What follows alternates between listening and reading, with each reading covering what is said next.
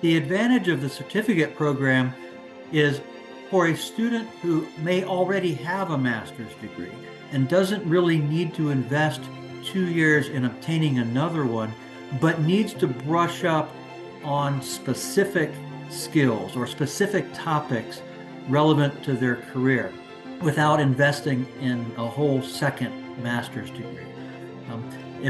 If somebody needs data analytics, information technology, long-term care, healthcare policy, whatever the area is, the certificate programs are a great way to brush up and round out your skill set in a relatively short period of time.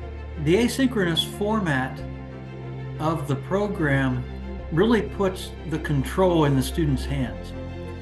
So if a student can do the readings from the textbook and do the assignments and participate in discussion boards with classmates, and they're really grasping the material, there's no reason for me to require them to come and sit through an hour-long synchronous presentation to learn things they already know.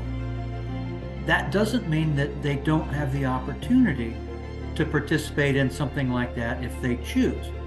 All of the faculty are more than willing to set up a Zoom meeting and have one or more students participate who want to go over the material in more detail, or they want to see specific examples of how this material can be employed in a real setting, in a real healthcare organization.